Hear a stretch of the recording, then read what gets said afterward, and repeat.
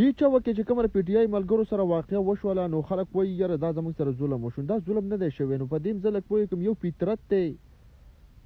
یو د انسان فطرت وي او یو انسان د انسان سره دوکه وکړي. نو په دې خبره باندې زه پوره پوه کم. دا ډي چوک واقعه چې وشوله دا پښتنو سره سړومبۍ واقعه نه ده شوې. د دې نه به لږ مخکې به لږ لاړ شو. د نن نه یو څو کاله مخکې د پی ټی آی حکومتو او په خړ کمر کې د پی ټی ایم ځوانانو احتجاج کا او په دې کې سټیټ د آرمي د طرف نه ډازې شروع شولې دا چیک پوسټ سره. په دې کې علي وزیر مو، په دې کې محسن داوړګلي مو، په دې کې دا نور مشران هم وو، خو په دې کې تقریبا د 40 باندې ځوانان چې کوم دا شهیدان شو. په دې کې بیا چې کله محسن داوړ قومي اسمبلی ته راغلی او په دې کې تقریر کو په هغه ټیم قیصر چې کومو اسد قیصر دا په دغه کرسي کې په دغه ټیم دا ناسو د چې څنګه ویل جناب سپیکر ول زه خړ کمر قیصر شو کومه او بس په دې کې څو ډایرک اسد قیصر بس ما اقبان کو ویل ته وسول بیا به ول د ملک خلاف به باس کې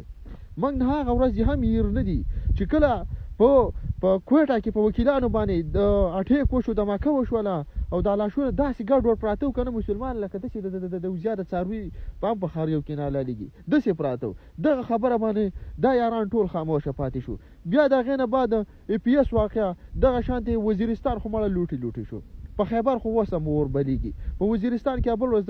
یو کور باندې ډرون اټیک وشو واغه یو الک پکې پاتې شو ویل یاره ول ما هم پسې دی ورخاخ کین په ما دلته وسه کوي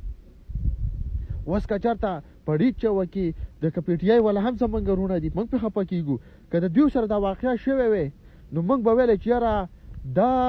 د ریاست د دیو سره دوکا وکړو اوسه پوری ورسره ملګریو او وسی ورسره اچانک پیدا چالو کو په خواګه کې دا چالو کو خو نه د خو په خواګه کې را چل نه شي د 75 سال 76 سال نه مسلسل دا سرکار مشیندري په پښتون په مرګ باندې لګیا نه لکه اولنې کال چې د پاکستان نو پوره شوی 2 کاله پکې کم 2 ورځې پکې کمی وي په کال کې چې د بابړي واقع وکړه خو د شي فساد وکړي چې 1600 خلک کې شهیدان کو 1600 زخمیان او شهیدان دا پکې پراته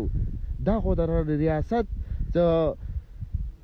دوکره سره د دا خو د ریاست یو فطرت دی یو عادت دی او عادت د سره وکړو او دا غینه مخکې کله چې د 24 تاریخ د احتجاج کال ورکړل کېدو نو په دغه کې د په خیبر پښتونخوا نه به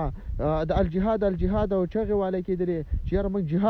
جهاد لزو او د اسلام آباد نه ورته اختار را لېږل کېده کرالی نو موږ دا چل واغه چل کو نو د دې ځګینه ځوانان جهاد لاړ او تش لاس لاړ او هغه طرف نه ورته کنټینر راخلي او وسره د اسلحې ورته کېناسته نو غربه جوړه شوله نو هغه جهاد چې کوم نو جهاد چې به مړی کېږي نو مړی پکې بیا وشو تقریبا د 400 پلس پښتانه مړ شو په دې کې یو پنجابی نه دی مړ یو پښتنو ورونو دا تاسو په کم خوب کې ودی وي دا تاسو کم سوچ فکر کوئ دا موږ کم سوچ فکر کوو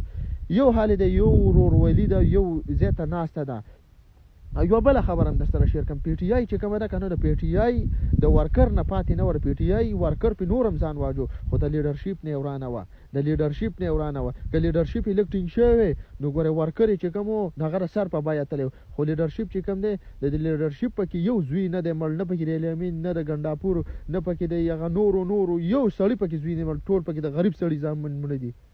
ټول پکې د غریب سړی ځامن مړ دي. خدای تعالی مسلمانانو ځان ته لږه غونته کم کسان شهیدان شمول شو په خدای یقین وکړه د هغو د کور به څه حل وي د دې نور سیاسي او د لیډرشپ ستاسو نن مزید او سبا مزید هغه لنډ ته چې عمران خان نه غواړي چې جیل نه راځي چې عمران خان نه غواړي چې جیل راځي چې اوس و چې په کوم بنیاد وي مخ خروج کې خور خپل بیان ورکړو چې زمونږ لیډرشپ نه غواړي چې عمران خان راځي شي